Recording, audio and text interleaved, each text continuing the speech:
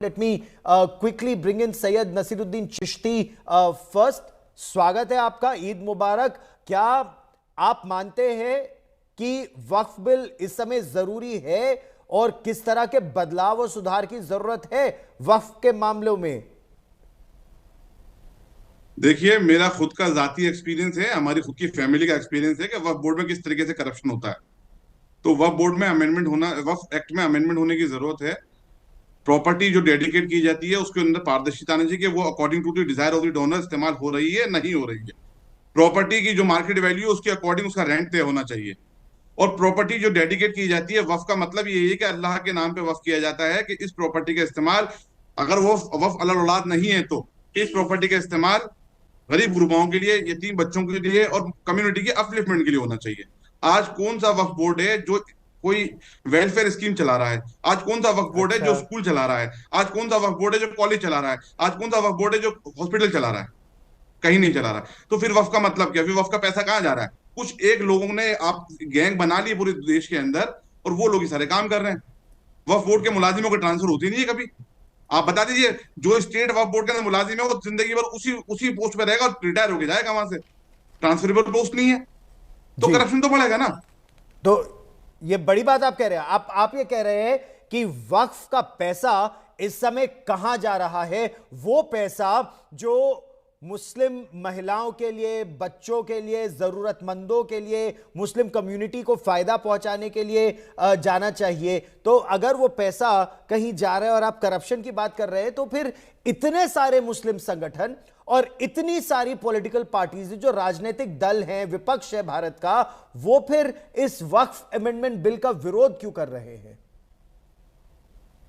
अब ये तो वो लोग ही बताएंगे, संगठन, वो उनके दिल पे हाथ रखिए वो बताएं कि क्यों क्यों विरोध कर रहे हैं। लेकिन मैं भी मुसलमान हूँ, उन संगठनों को सबको बताना चाहता हूँ, मैं भी मुसलमान हूँ, मैं भी कलमा गो हूँ, मैं भी जानता हूँ कि अल्लाह की प्रॉपर्टी है वक्फ।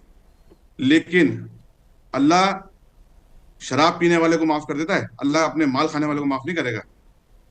ठीक है, हमारा सबका शरई फर्ज बनता बड़ी है बात कह रहे हैं अपने आप। अपने दिलों पे हाथ रखें, कुरान उठाएं कि हाँ, अमेंडमेंट क्या हो सकता है आपके सेक्शन में। आप चाहते कि नहीं इस तरीके से, नहीं इस तरीके से अमेंडमेंट हो, उसके लिए सार्थक चर्चा करके पॉलिटिकल पार्टी से अप्रोच करें, अपोजिशन से अप्रोच करके कोई अच्छा अमेंडमेंट करा लें अपनी मर्जी से। लेकिन आप कहते कि नहीं करप्शन, ये अमेंडमेंट होने नहीं चाहिए, तो ये तो फिर आपकी पॉलिटिकल लड़ाई है। और फिर कौम को गुमराह कर रहे हैं, सड़क पे आ जाओ, मस्जिदें जा रही हैं, दरगाहें जा रही हैं, इमाम बाड़े जा रहे हैं, अरे कहाँ जा रहे हैं? कहाँ इस एक्ट में ऐसा प्रोविजन है? एक क्लोज बता दीजिए मुझे। बड़ी बात आप कह रहे हैं कि अल्लाह माल खाने वालों को कभी माफ नहीं करेंगे, ये आपका कहना है। तो आप नहीं मानते कि अगर ये वक्फ का बिल लाया गया तो मुसलमानों के अधिकार छिन जाएंगे, या सरकार उनके धर्म में गलत इंटरफेरेंस कर रही है, हस्तक्षेप कर रही है, दखलंदाजी कर रही है? देखिए, मुसलमानों के अधिकार वक्फ के अंदर हैं क्या? वक्फ के अंदर तो उसके अधिकार होते हैं जो वक्फ करता है, वाकिफ डोनर जिसको कहते हैं, उसके अधिकार होते हैं। आम मुसलमान के अधिकार नहीं होते वक्फ के अंदर। वक्फ का रिलेशन तो उसी से होगा जो प्रॉपर्टी को वक्फ अपनी वक्फ कर रहा है। तो उन लोगों को देखना कि उनकी प्रॉपर्टी सही यूटिलाइजेशन हो रहा नहीं हो रहा है। अगर अधिकार उनके बाधित होंगे तो उन लोगों के होंगे। ये आम मुसलमान से कैसे जोड़ा जा रहा है? आम मुसलमान तो बेचारा रोजी रोटी कमाने सुबह निकलता है, शाम को घर में आता है अपने। आम मुसलमान को तो मालूम ही नहीं वक्फ है क्या, वक्फ के अंदर होता क्या है।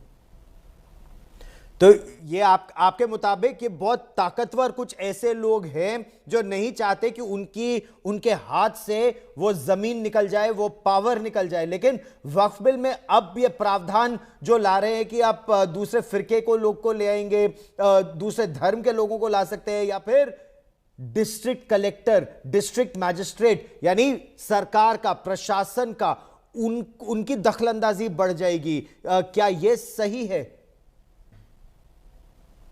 देखिए, मैंने भी उसके अंदर मैंने ये कहा है कि देखिए, कलेक्टर को लाने की मतलब, जैसे अभी सीईओ होता है वो एक स्टेट में पूरा एक ही होता है, चीफ एग्जीक्यूटिव ऑफिसर। अब ये डिस्ट्रिक्ट वाइज कर रहे हैं, तो मैंने भी इसमें ये बात अपनी भी रखी थी हमने। देखिए, हर चीज की मुखालिफत नहीं होती, सजेशन देना आप सरकार को कि साहब इसमें बेहतर ये है कि आप एक ओएसडी क्या कहते हैं उसको, अपन एक प्रोटोकॉल ऑफिसर अपॉइंट कर दें। वो डेजिग्नेटेड ऑफिसर हो कोई, और आईएएस कैडर का हो, चाहे गवर्नमेंट कैडर का रखना चाहे रखे, वो उस ठीक। पर काम करे। कलेक्टर तो ऑलरेडी बहुत बिजी होता है, उसके बाद तो बहुत काम होते हैं। तो मेरी राय तो जाती तौर पे ये है। और दूसरी बात ये कह रहे हैं, आप कह रहे हैं मैं नॉन मुस्लिम वाली बात, तो देखिए, नॉन मुस्लिम ला रहे हैं, कोई एतराज नहीं लाए तो अच्छी बात है। लेकिन मैं तो सब लोगों से एक सवाल करना चाहता हूँ, मुसलमानों को बताना भी चाहता हूँ आपके माध्यम से, कि हज हमारा फर्ज है। हम्म। 5 फर्जों में से एक फर्ज हज है। आज की तारीख में हिंदुस्तान के मुसलमानों को हज कौन करवा रहा है? Minority ministry.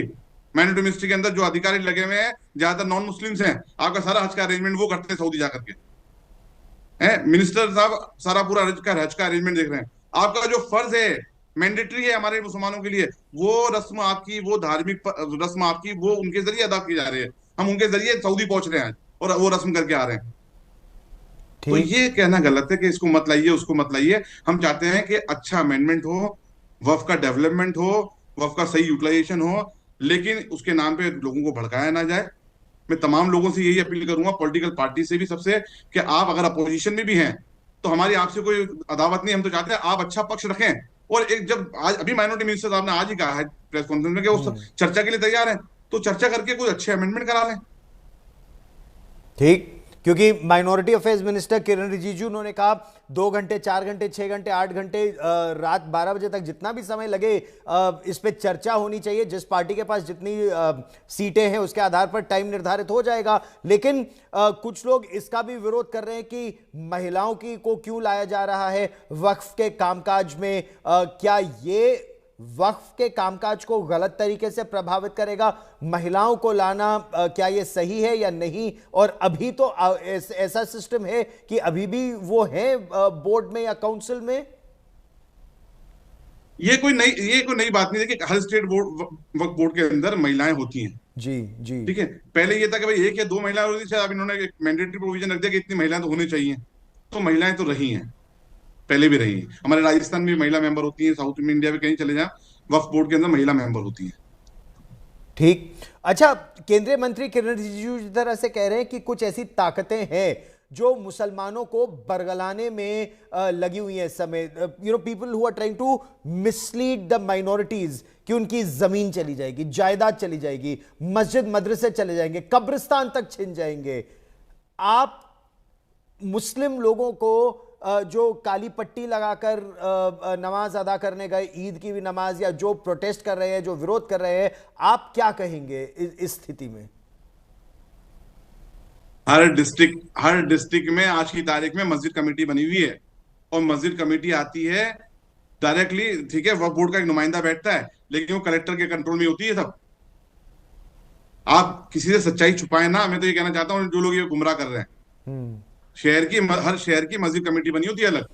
मस्जिद कमेटी में वक्फ बोर्ड का नुमाइंदा जरूर बैठता है, लेकिन वो कंट्रोल कलेक्टर के थ्रू होता है उसके अंदर, आज की तारीख में भी। हम्म। यह भी कहा जा रहा है आपकी नजर में, आपसे मैं पूछना चाह रहा हूं कि जो सरकार जो कदम उठा रही है इस समय, नरेंद्र मोदी सरकार का यह कदम क्या सही है? क्या मुसलमानों की बेहतरी के लिए है? क्योंकि वक्फ बिल से मुसलमानों को लाभ क्या होगा, ये जो अमेंडमेंट बिल 2024 लाया जा रहा है? देखिए, बीइंग ए इंडियन सिटीजन, मेरा मानना ये है, सरकार कोई आधिकारिक तौर पे, देखिए सरकार बाहर आके मीडिया पे कुछ बोले तो अलग बात हो सकता है, मैं भी नहीं मानूं। लेकिन पार्लियामेंट जैसी सर्वोच्च संस्था, उसके अंदर अगर सरकार कोई आधिकारिक तौर पे बयान देगी, कह रही है कि नहीं ये मुसलमानों के खिलाफ नहीं है और किसी की प्रॉपर्टी नहीं छीनी जाएगी और सबकी सारी प्रॉपर्टी, वक्फ की प्रॉपर्टी प्रोटेक्ट की जाएगी, तो हमारा फर्ज ये बनता है, being a citizen of India, responsible citizen, कि हम उसको माने। ठीक। ठीक। सैयद नसरुद्दीन चिश्ती जी, आप इंडिया टुडे पर मेरे साथ जुड़े, बहुत बहुत धन्यवाद।